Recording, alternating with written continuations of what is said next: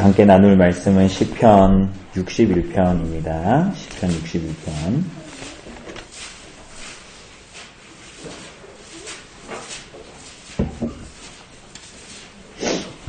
구약성경 845쪽에 있는 시편 61편.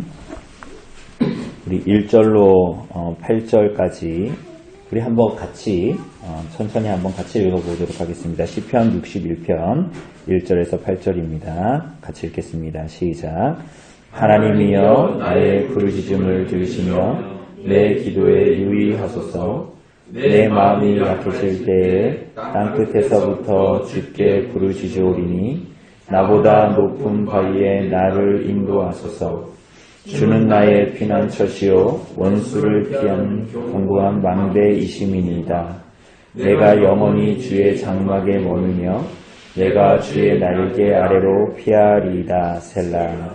주 하나님이여 주께서 나의 서원을 들으시고 주의 이름을 경외하는 자가 얻을 기업을 내게 주셨나이다. 주께서 왕에게 장수하게 하사 그의 나이가 여러 대에 미치게 하시리이다. 그가 영원히 하나님 앞에서 거주하리니 인자와 진리를 예비하사 그를 보호하소서. 그리하시면 내가 주의 이름을 영원히 찬양하며 늘 나의 소원을 이행하리이다. 아멘. 예.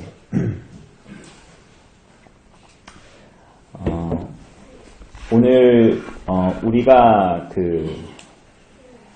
시편 우리가 앞에서 본 54편에서 60편까지의 이 시편들은 우리가 이미 본 대로 이 땅을 살아가는 성도들이 이 땅을 살아가는데 믿음으로 마치 하나님이 없는 것 같은 우리들의 현실과 상황이 하나님이 나를 돌보시지 않는 것 같고, 그리고 일어나는 많은 일들이 마치 하나님이 없는 것 같은 일들 때문에 탄식하는 내용들이었습니다. 그죠?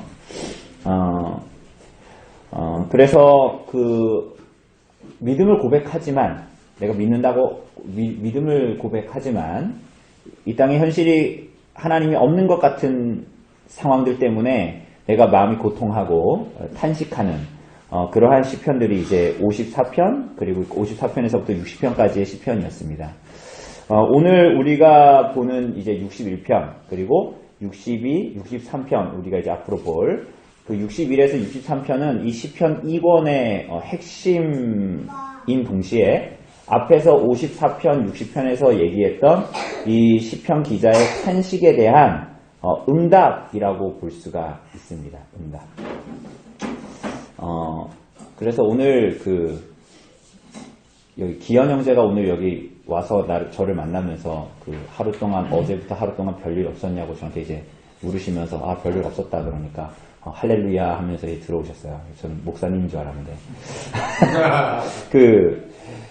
오늘 이 시편 기자는 별일이 없어도 우리가 할렐루야지만 별일이 있을 때에도 우리가 어떻게 하나님을 찬양할 수 있는가에 대한 내용입니다. 사실은 특별히 그 탄식에 대한 앞에서 얘기했던 탄식에 대한 응답. 그래서 누가 하나님의 임재 안에 그 하나님의 복을 누리게 되는가, 이런 이제 답입니다. 그런 답. 그런데 오늘 이 시편의 응답은, 이 탄식에 대한 응답은 오늘 시편에서 말하는 것은 주님을 경외하는 자에게 이 복이 주어진다라는 거예요.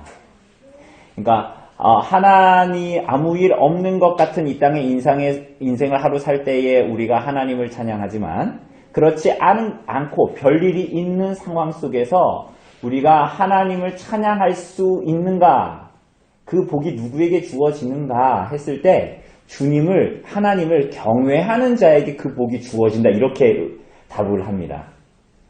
그러니까 그 문제들이 해결이 됐을 때 내 탄식이 걷어진다라기보다는 하나님을 사랑하고 경외하는 자에게 하나님의 믿으면서 믿음의 인내를 살아갈 수 있는 복이 주어진다. 더 나아가서는 고통하는 현실 속에서, 하나님이 없는 것 같은 현실 속에서 그 여정 속에서 오히려 하나님의 인자하심을 발견하게 됩니다. 발견하게 되고 그 하나님의 인자와 인내하심에 압도되어서 고난 중에서도 하나님 말씀에 순종할 수 있는 삶을 살아가게 된다라는 거예요. 그러니까 우리가 이런 것들을 봤을 때 고난 중에 그래도 믿음으로 내가 그래도 의지와 힘이 있으니까 지성이 있으니까 하나님을 붙들고 살아가야지가 아니라 이렇게 하나님의 은혜를 맛보고 하나님을 경외해서 하나님의 은혜를 맛본 자들이 하나님 그 고난을 이겨내는 믿음의 인내를 가지게 되는 복을 실제로 누리게 된다. 하나님을 찬양하게 된다. 이렇게 말합니다. 너무 당연한 얘기 같지만 우리가 어제도 얘기했듯이 기도의 자리로 나아가는 사람이 하나님께서 응답하시는 것을 맛본다 그랬잖아요. 그죠? 기도의 자리에 있는 사람이 우리들의 삶에 일어나는 일들을 통해서 그냥 일상다반사로 지나가는 일이 아니라 기도의 자리에서 하나님께 구한 자가 우리들의 삶에 하나님께서 응답하시는 것을 맛보게 됩니다. 그죠? 그와 동일하게 믿음의 순종으로 하나님께 나아가는 자가 별일이 있건 별일이 없건 간에 하나님께서 나에게 임재하신다, 나의 삶에 임재하시고 은혜를 오늘도 베푸신다라는 것을 깨닫게 되는, 그래서 성도와 교회가 하나님 앞에서 자라가게 되고, 그리고 시편이 주요하게 말하는 대로 이 세상에서 고난과 고통이 우리들의 삶에 어려움이 있는데 오히려 그걸 통해서 그 시간 안에서 하나님을 발견한 자들이 그 성도와 교회가 믿음으로 자라가게 되는 방식, 그게 하나님의 이 섭리의 방식입니다. 섭리의 한 방식입니다. 오늘 그것을 이제 이야기합니다. 자, 그래서 이 시편들을 좀 더 구체적으로 보면 우선은 이 시편들 우리가 쭉 읽었지만 이거 제왕시라고 불리는 시입니다. 이 왕과 관계된 그 시인데 오늘 시편을 딱 보면 다윗이 이 시편을 기록을 했는데요.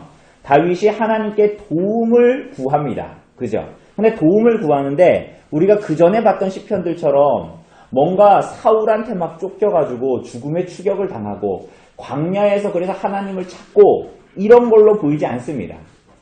4절을 보면 뭐 내가 주의 장막에 머물며 내가 주의 날개 아래로 피하리이다 뭐 이런 얘기도 있고, 그리고 이제 6절 우리가 좀 더 구체적으로 보겠지만 주께서 왕에게 장수하게 하사 그의 나이가 여러 대에 미치게 하소서 미치게 하시리이다 라는 거, 이런 내용들도 보면 다윗이, 그러니까 사울이 이미 죽고 나서 다윗이 왕이 되었습니다. 왕이 됐는데 무슨 이유에선지 모르지만 그 왕좌에서 내려와서 뭔가 쫓겨가는 이 일들을 경험했던 거예요. 다윗이.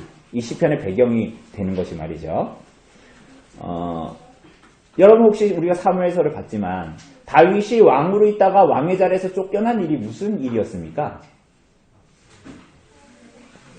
무슨 일이 있었죠?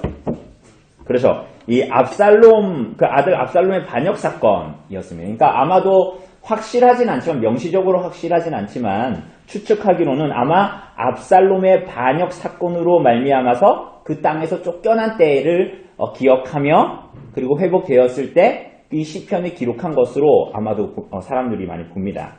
그래서 1절을 보면 이렇게 얘기합니다. 하나님이여 나의 부르짖음을 들으시고 내 기도에 유의하소서. 그러니까 나의 부르짖음과 내 기도를 들어달라는 거예요. 근데 2절을 보면 뭐라 그럽니까? 내 마음이 약해질 때에 땅 끝에서부터 주께 부르짖으오리니 이렇게 말하죠.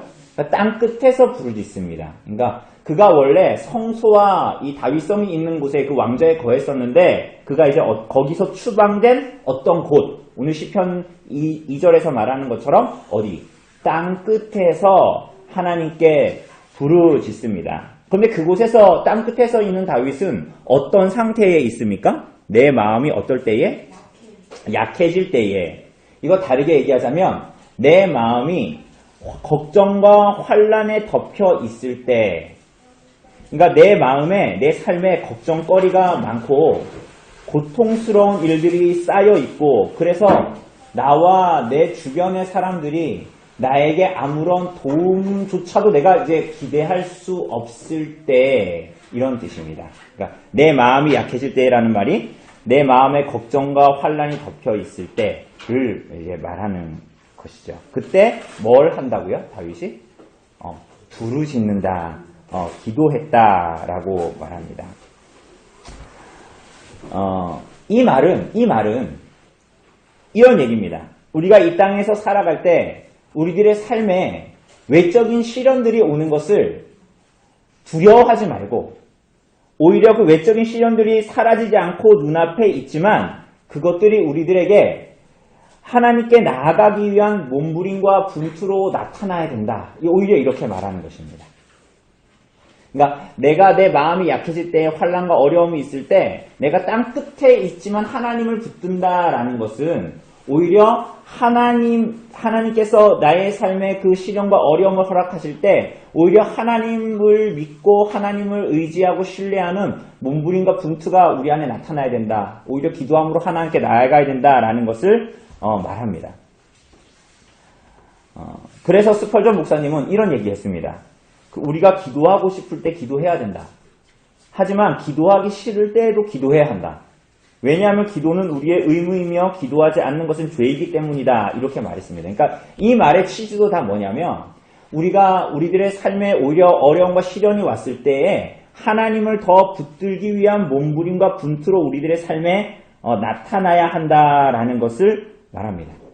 우리 삶에 슬퍼할 일들 혹은 괴로워할 일들, 울어야 할 일들이 우리들의 삶에 찾아올 때 오히려 그것이 삶이 이렇게 됐으니까 내가 평안할 때는 기도의 자리에 나아오지만 기도하면서 하나님께 매달리지만 오히려 내 마음이 고통스럽고 어려운 일이 있을 때 부부싸움 했을 때 이제는 뭐 싸우는데 뭐 기도의 자리로 나아가지 말아야지 이렇게 되는 게 아니라 오히려 울어야 되고 슬퍼야 할 일일 때 기도의 자리로 나아가지 않는 것이 아니라 오히려 하나님을 찾고 그분과 동행하고 매달리는 일이 우리 안에 있어야 된다. 이렇게 이제 우리들에게 말하는 것입니다.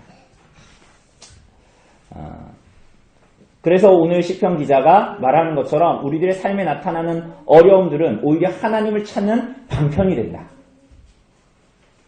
그죠? 이렇게 말합니다. 그래서 이 다윗은 땅 끝에서 주께 부르짖으오리니 뭐라 그럽니까? 나보다 높은 바위에 나를 인도하소서라고 합니다. 우리들은 우리들의 삶에 도움의 손길이 없는 것 같고 위기가 올 때 어려움이 올 때 오히려 하나님을 향해서 손을 펴지 않을 때가 굉장히 많죠. 절망하고. 그런데 오히려 그렇게 한다면 하나님께서 우리에게 주신 기회를 허비하는 것이다. 그래서 그렇지만 오늘 다윗은 무엇을 찾아요? 나보다 높은 바위를 찾습니다. 그죠? 나보다 높은 바위에 나를 인도하소서라고 말하죠. 그곳으로 나를 인도해 주십시오. 이렇게 말합니다. 그런데 여기에 보면 이 바위라는 단어가 이 추르라는 단어예요. 추르라는 단어인데 바위라고 번역되어 있죠. 그런데 이게 다른 데에서는 또 반석이라고 번역되기도 합니다. 반석. 그래서 출애굽기 33장 22절을 보면 모세가 하나님께 주의 영광을 내게 보이소서라고 요청합니다. 그러니까 하나님께서 어떻게 하시냐면 반석 틈에 두고 내가 지나도록 내 손으로 너를 덮었다가 이렇게 말씀하시는데 그때에 여기서 내가 반석 틈에 너를 두고 내가 지나도록 내 손으로 너를 덮는다 이렇게 말씀하셨잖아요. 근데 여기서 이 반석이라는 단어가 오늘 본문에 나오는 이 바위라는 단어와 동일한 단어입니다. 그렇기 때문에 이 말은 이 시편의 기자는 출애굽기 33장에 나오는 반석이라는 말 그리고 여기 오늘 이 2절에서 보는 나보다 높은 바위에 나를 인도하소서라는 이 말은 하나님 나 어려우니까 좀 압살롬이 막 죽이려고 하고 내가 왕녀에서 밀려났으니까 어디 좀 번뜩이는 아이디어로 나를 도와주십시오. 내 주변에 있는 사람 군사라도 일으켜 주십시오. 뭐 당장 어떤 도움의 손길을 보내주십시오 라기보다는 하나님이 마치 모세에게 그러하셨던 것처럼 하나님께서 임재하시고 나와 동행하시고 나를 덮어주시고 나를 보호하시는 그 하나님의 임재와 동행이 나타남이 내 삶에 나타나게 해주십시오. 이렇게 말하는 것입니다. 다윗이. 그래서 그 다음에 보면 주는 나의 피난처시오 이렇게 이야기하는데 여기서 이제 3절에는 사실은 이는 이렇게 시작합니다. 이는 확실하다, 분명하다. 뭐가 확실하고 분명해요? 주는 피난처이시고 견고한 망대이십니다. 이렇게 얘기하잖아요. 그죠? 그런데 이 말은 여기 3절에서 주는 나의 피난처시고 내 망대이십니다.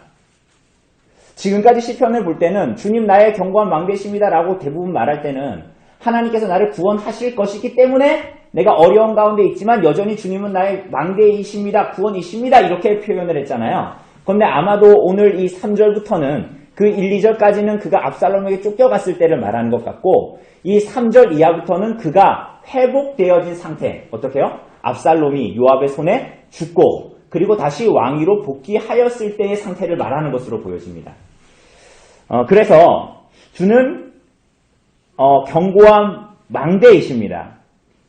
이것은 하나님께서 나를 고난 속에서 어떻게 고난과 위기에서 구원하고 회복하셨는가를 보여주는 것이죠. 보여주는데 회복되고 나서 구원받고 나서 그가 바라는 것, 그의 눈이 향하는 것이 조금 달라져 있습니다. 우리는 이럴 때가 있습니다. 우리가 어떤 고난과 위기를 경험하고 할 때 그때 때로는 오늘 본문의 다윗처럼 주님의 도움을 구하고 주님께 매달려요. 그런데 그 일이 해결이 됐어. 내가 막 두려워했던 고난과 위기가 끝났어. 그럼 우리가 자주 어떻게 됩니까? 다시 옛날 위치로 돌아갈 때가 굉장히 많습니다. 그죠? 그런데 오늘 다윗은 그가 왕좌에서 밀려났다가 하나님께서 그를 회복하시고 구원하셨습니다. 그런데 이 사람의 눈이 이전과는 다른 데로 향하게 됩니다. 이 사람이 만약 그 이전에 그가 누렸던 부나 왕좌 자체나 명예나 권력을 다시 찾아서 기쁘다 라고 생각이 들었다면 고난 이후에 이 사람은 사실은 하나님께서 그에게 허락하신 그의 삶에 허락하신 고난을 허비한 겁니다. 그런데 오늘 다윗의 눈이 그런 것에 눈에 가 있기보다는 회복되고 구원받은 이후에 그의 마음이 하나님을 기뻐하고 경외하는 대로 쏠려 있게 됩니다. 쉽게 얘기하면 그가 왕자를 되찾은 것이 기쁜 것이 아니에요. 이제는.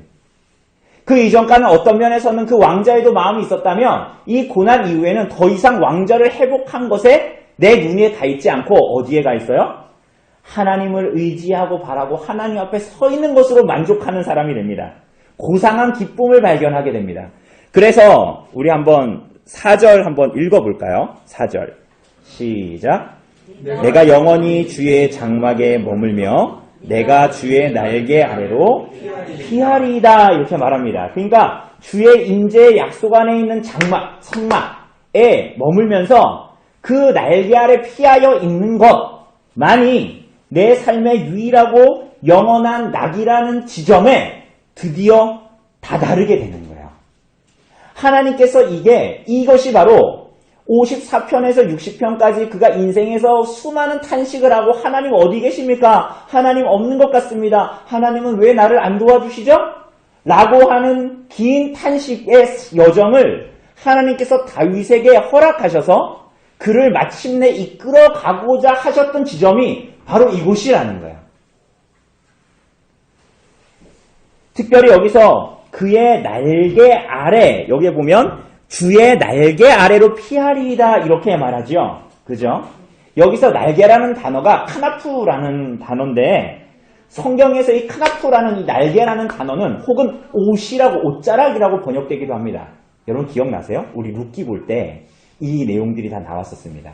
그런데 이 날개라는 이 카나프라는 단어는 성경에 특히 구약에서 언약 혹은 언약적인 맥락에서 같이 쓰이는 단어. 그러니까 날개라는 단어와 이 언약이라는 단어가 같이 쓰이거나 언약의 배경을 가지고 있는 본문에서 이 단어들이 나타납니다. 뭐 출애굽기에도 나오고 신명기에도 나오고 그러는데 출애굽기 19장 4절 5절을 보면 이렇게 기록되어져 있습니다.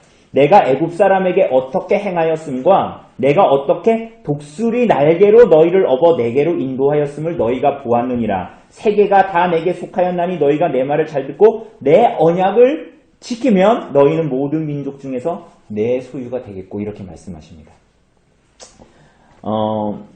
에스겔서에는 에스겔서 16장 8절에는 이렇게 말합니다. 내가 네 곁으로 지나며 보니 내 때가 사랑을 할 만한 때라. 내 옷으로 너를 덮어. 여기서 옷이라는 단어가 날개라는 단어, 카나프라는 단어와 똑같은 단어인데 에스겔서에서는 옷으로 번역된 거예요. 내 옷으로 너를 덮어 벌거벗은 것을 가리고 내게 맹세하고 언약하여 너를 내게 속하게 하였느니라 라고 말합니다. 그러니까 다윗의 눈은 이제 이 고난 이후에, 어려움 이후에 하나님께로, 하나님의 임재, 하나님과 동행하는 것이 그의 인생의 모든 목적이 되었습니다. 그래서 다윗은 자신의 모든 것을 이 언약의 은혜를 베푸신 하나님, 그의 날개 아래로 부르신 하나님, 그 아래에서만 완전한 보호가 있다는 것을 알고 그의 삶을 전적으로 하나님께만 신뢰하게 됩니다. 그죠? 탄식하고 괴로워했습니다. 그런데 그의 믿음이 지금 전혀 다른 눈으로 바뀌고 그의 탄식했던 믿음은 확신으로 바뀌게 됩니다. 어떻게 그렇게 되었죠? 5절을 보면 주 하나님이여 주께서 나의 서원을 들으시고 이렇게 얘기하죠. 그죠? 여기서 서원이라는 단어는 다른 게 아니라 기도라고 생각하시면 됩니다. 기도. 그러니까 주께서 뭘 들으셨다고요? 내 기도를 들으셨다. 그러니까 내가 왕의 자리로 회복되고 다시 이 회복되고 구원을 얻은 것은 어떤 사람의 누군가의 도움이나 능력이 아니라 오직 하나님의 능력과 간섭과 일하심이라는 거야. 우린 이런 본문 보면 오해합니다. 내가 기도를 했기 때문에 하나님께서 구원하셨다라는 것을 다윗이 말하는 게 아니에요. 이것은 오히려 무엇을 말하냐면 하찮은 자의 기도를 들으셔서 하나님이 일하셨다라는 걸 말하는 겁니다. 하찮은 자가 하나님께 기도했습니다. 우리가 오늘 여기서도 말했지만 언약을 맺었다 그랬잖아요, 다윗이. 근데 언약과 계약은 다릅니다. 뭐가 달라요? 계약은 저 사람이 나한테 줄 게 있고 나는 저 사람한테 돈을 줄 능력이 있을 때 계약을 맺는 겁니다. 언약은 뭡니까? 하나님의 자기 맹세입니다. 언약을 맺을 자격이 없는, 조건이 없는 자, 하찮은 자와 하나님께서 뭘 하신 거예요? 언약을 맺으신, 그걸 언약이라고 부르잖아요. 그러니까 하나님께서 하찮은 자의 기도를 들으셨다. 이 언약 때문에 하나님께서 나의 하찮은 자의 기도를 들으셔서 하나님께서 나를 회복시키시고 구원하셨다라고 말합니다. 더하여서 무엇이라고 말합니까? 주의 이름을 경외하는 자가 얻을 기업을 내게 주셨다라고 말합니다. 이게 무슨 말입니까? 압살롬이나 다윗을 일생 동안 괴롭혔던 많은 사람들은 악인들. 그 악인들은 사실은 그냥 나쁜 자라기보다는 하나님을 사실은 신실하게 믿지 않았던 사람들이죠. 그래서 이 사람들은 악다구니를 쓰면서 하나님께서 다윗에게 허락하셨던 기업을 쟁취하려고 했습니다. 그죠? 그래서 압살롬도 이스라엘 백성들의 마음을 다윗에게서 뺏었잖아요. 그죠? 그런데 그래서 그 사람들이 잠시 동안은 왕성한 것 같고 압살롬이 그래서 이스라엘을 다 지배할 것 같고 오히려 다윗에게 허락된 기업을 다 얻은 것처럼 보였거든요. 그때 당시에는. 그죠? 하나님께서 만약에 후세를 남겨두지 않았다면, 그 참모 중에 후세를 남겨두지 않았다면, 다윗의 편에 있는 후세를 남겨두지 않았다면, 어떻게 될지 모르는 상황이었죠. 물론 그것도 하나님의 섭리 안에 있었지만. 그러나, 하나님을 경외하는 자, 하나님을 사랑하고 섬기는 자에게 하나님께서 기업을 주시겠다라는 거예요. 기업을 허락하셨다라는 거예요. 오히려 악인들은 오히려 나중에 다윗이 기업을 얻고 그 가운데에서 하나님의 이 섭리의 손을 만나고 하나님께서 은혜로 나를 붙드셨다라는 더 깊은 은혜의 자리로 나아가는 데 사용되는 도구일 뿐이었지. 그렇게 말하는 거야.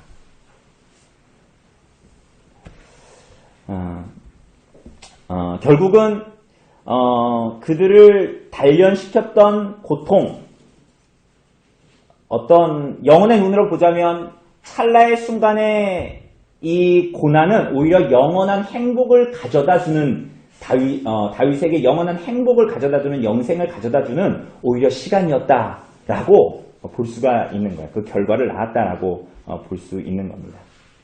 그래서 하나님께서 하나님을 경외하는 자에게 주시는 기업, 참된 복이 바로 하나님을 경외하는 자에게 있다라는 것을 말하는 겁니다. 그죠? 그래서 6절을 보면 근데 6절, 7절, 8절을 보면 갑자기 이게 인칭이 바뀝니다.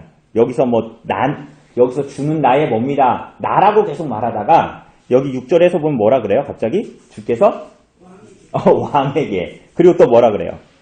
또 그 장수하게 하사 그의 나이가 이렇게 얘기합니다. 갑자기 내 얘기하다가 누구 얘기예요?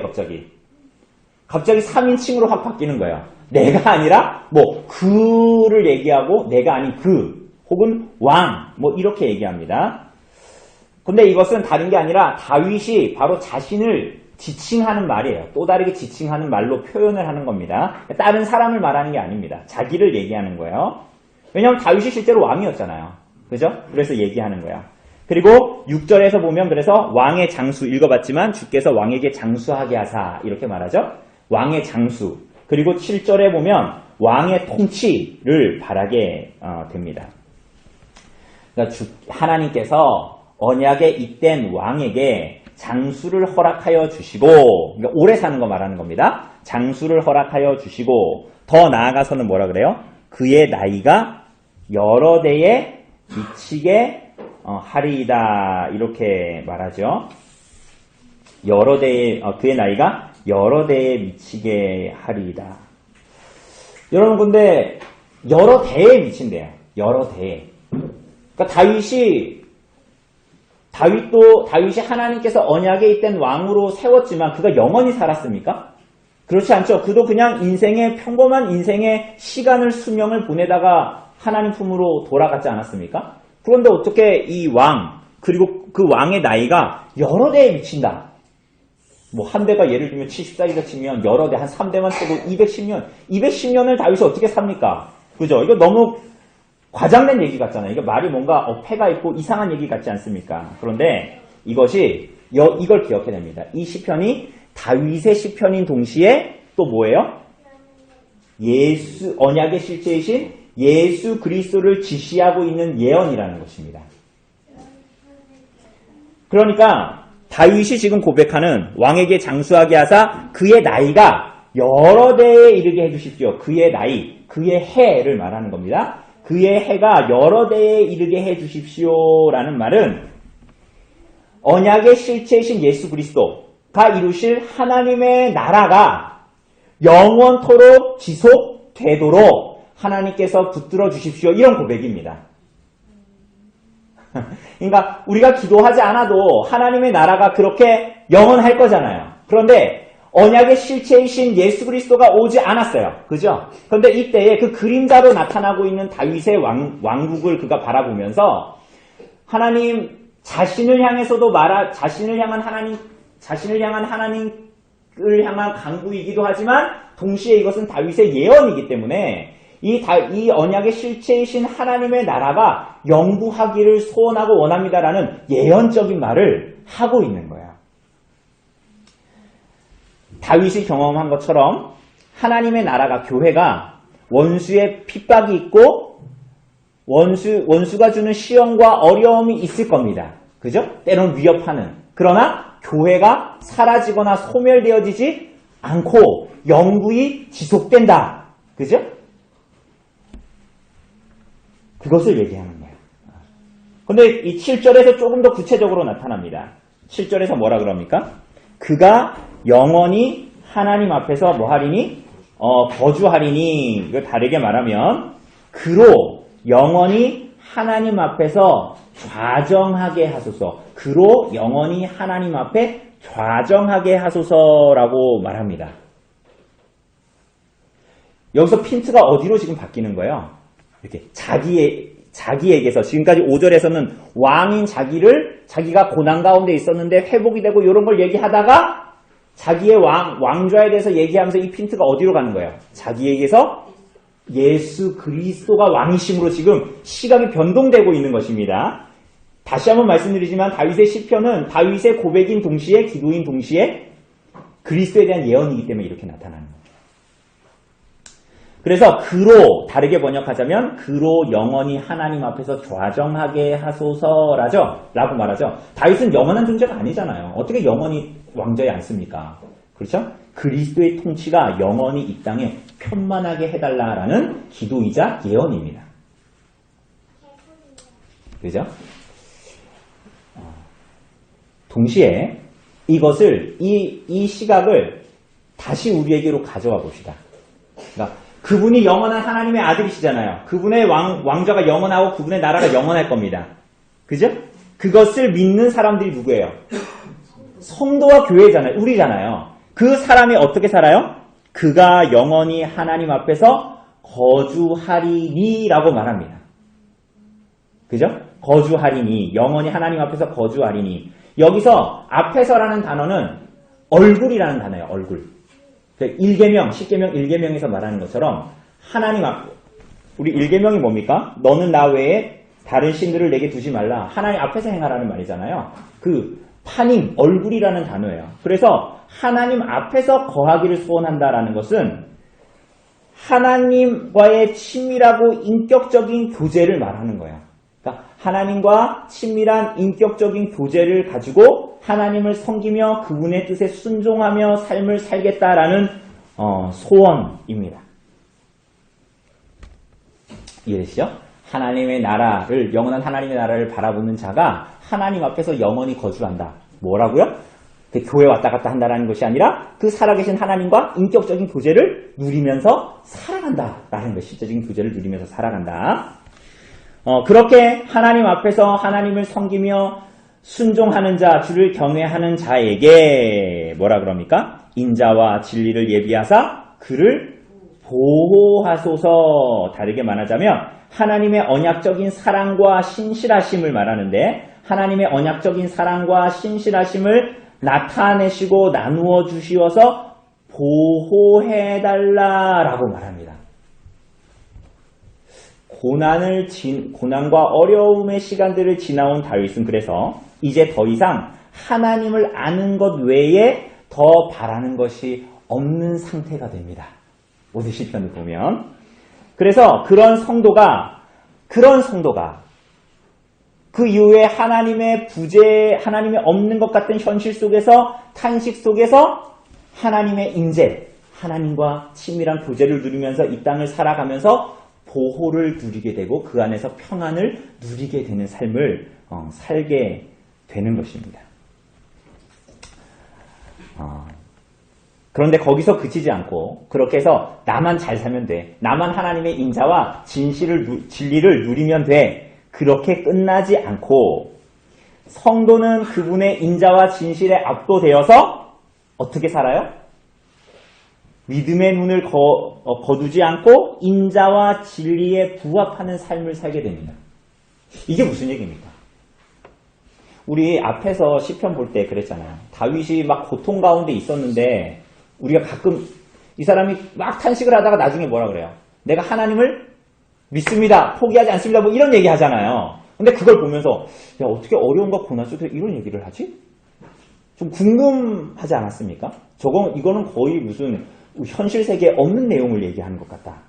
그렇지만 오늘 이 다윗의 말, 다윗의 고백, 하나님의 인자와 진리, 하나님께서 언약 속에서 하찮은 자에게 어떻게 보호를 주시고 하나님께서 어떻게 우리들을 인도하시는가를 목격한 사람이 그 하나님의 인내하심에 압도되어서 그냥 나는 선택받은 백성이야 이렇게 끝나지 않고 그의 삶에 인내와 진리에 부합하는 삶을 살아가게 돼요. 어떻게 살아가요? 룻기에서 본 것처럼 보아스가 룻에게 뭐라 그래요? 여호와의 날개 아래 보호로 네가 보호 안에 있기를 바란다. 이렇게 얘기하죠.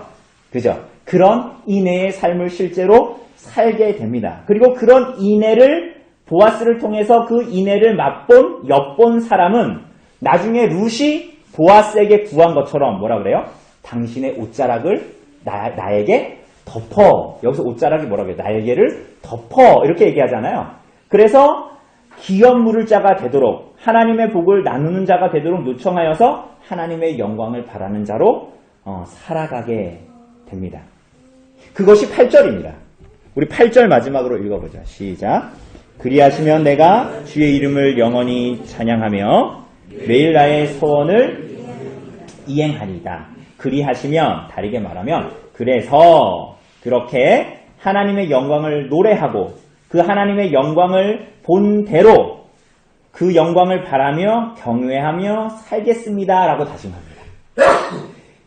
62편, 우리가 다음에 볼 62편 1절이 말하는 것처럼 내 영혼이 잠잠히 하나님만 바라는 삶을 살겠습니다. 라는 고백을 하는 것입니다.